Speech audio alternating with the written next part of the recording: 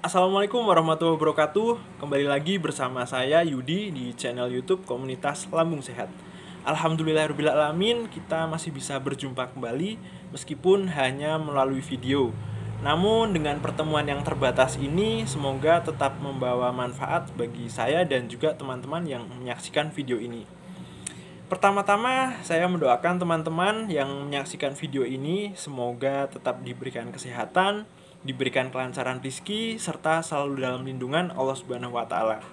Bagi teman-teman yang sakit, saya juga mendoakan semoga lekas diberikan kesembuhan, tetap diberikan kesabaran dalam menghadapi cobaan dan ujian sakit ini, dan tetap semangat untuk sembuh.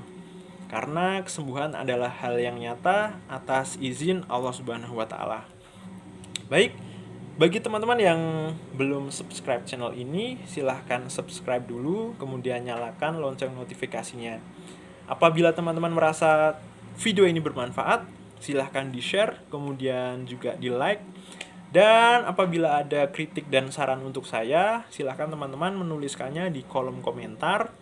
Apabila ada pertanyaan, ada keluhan, atau ada cerita pengalaman seputar penyakit asam lambung, silahkan juga ditulis di kolom komentar. Pada video-video berikutnya, insya Allah saya akan mengulas komentar dari teman-teman supaya menjadi konten yang bermanfaat. Terima kasih. Baiklah, di video kali ini saya akan berbagi mengenai proses penyembuhan penyakit asam lambung. Jadi di tahun 2015 saya terkena penyakit asam lambung. Dan seharusnya proses pemulihannya atau proses penyembuhannya itu memakan waktu yang cukup lama. Tapi ternyata setelah saya mulai berangsur sembuh, saya baru mengetahui bahwa saya termasuk orang yang sembuh lebih cepat dari kebanyakan penderita penyakit asam lambung yang lain. Nah, saya akan berbagi tips-tipsnya teman-teman. Ada 3 hal teman-teman. Jadi kita harus melihat ke belakang, depan, dan juga atas. Apa maksudnya? Jadi seperti ini teman-teman. Kita harus melihat ke belakang. Kita harus menengok ke belakang. Apa sih yang selama ini telah kita lakukan? Adakah yang salah dari apa yang telah kita lakukan, kita jalani, dan kita alami? Kita perlu mengevaluasi semuanya. Mungkinkah selama ini kita sudah menjalankan atau melakukan pola hidup sehat? Kita perlu mereview. Kita perlu menanyakannya pada diri sendiri.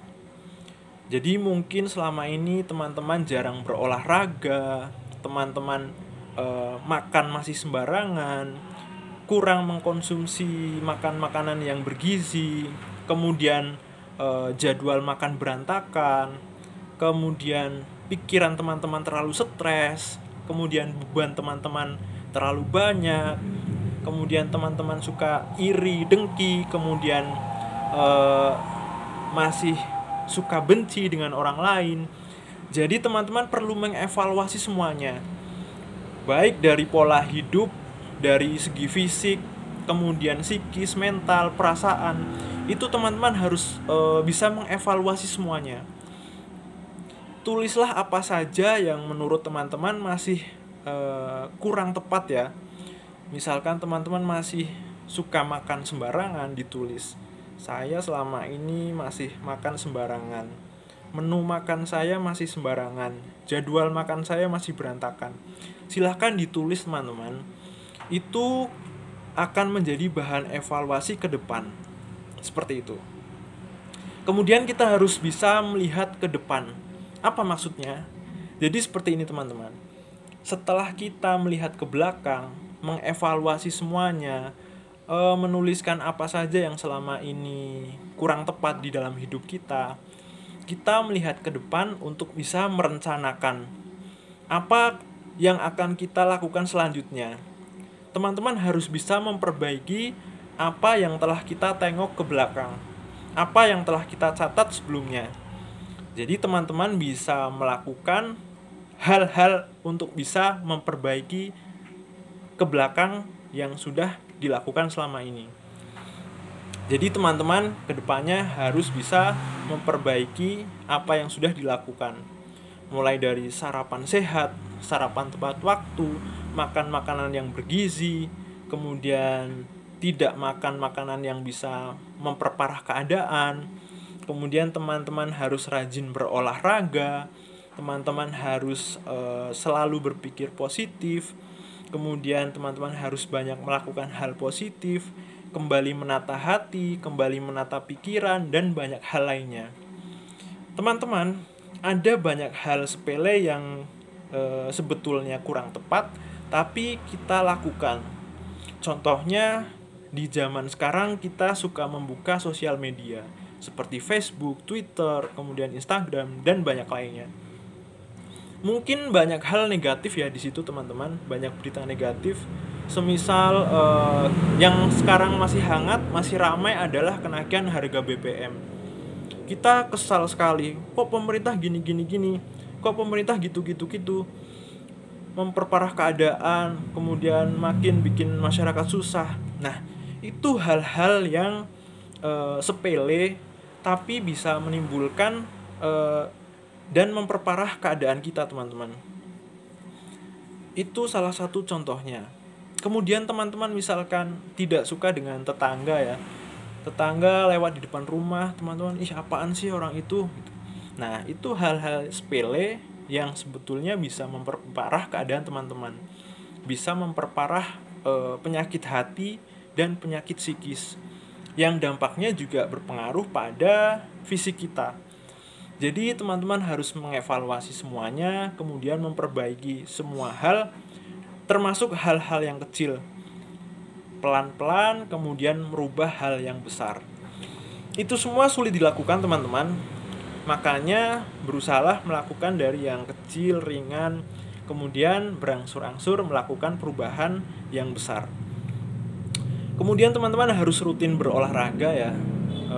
Tidak perlu lama, tapi teman-teman harus merutinkannya. Kalau teman-teman kondisinya sudah mulai membaik, nah teman-teman bisa mulai berubah, mulai melakukan olahraga yang intensitasnya cukup lama, kemudian cukup berat, semisal jogging atau olahraga lainnya, seperti itu. Kemudian kita harus melihat ke atas. Ini yang paling penting, teman-teman. Biasanya kita hanya berusaha mencari tahu bagaimana caranya supaya kita bisa cepat sembuh dari penyakit asam lambung. Bagaimana caranya supaya kita bisa mengurangi keluhan-keluhan di badan dan fisik kita. Kemudian kita mencari tahu obat apa yang paling mujarab. Nah, ini yang paling sering dilupakan, yaitu Allah Subhanahu wa Ta'ala, Tuhan yang Maha Esa. Kesembuhan pada dasarnya berasal dari Allah Subhanahu wa Ta'ala. Jadi sebesar apapun usaha teman-teman, semaksimal apapun usaha teman-teman, kembalinya adalah tetap pada izin Allah Subhanahu wa Ta'ala untuk bisa menyembuhkan. Jadi teman-teman, selain berusaha maksimal, berikhtiar maksimal, mengevaluasi, kemudian memperbaiki, teman-teman tetap harus berharap hanya kepada Tuhan yang Maha Esa, Allah Subhanahu wa Ta'ala. Beribadahlah tepat waktu, jangan meninggalkan perintahnya, kemudian jauhilah larangannya, dan berharaplah kepada Allah Subhanahu wa Ta'ala untuk segera menyembuhkan. Teman-teman, penyakit asam lambung itu proses penyembuhannya cukup lama.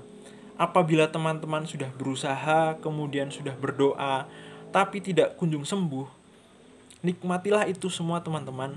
Ambillah hikmah dari penyakit yang telah kita alami. Karena saya sendiri merasakan, teman-teman. Awalnya saya merasakan sakit yang sangat luar biasa, merasakan penderitaan yang sangat luar biasa. Tapi di balik itu semua, ada hikmah yang bisa saya ambil.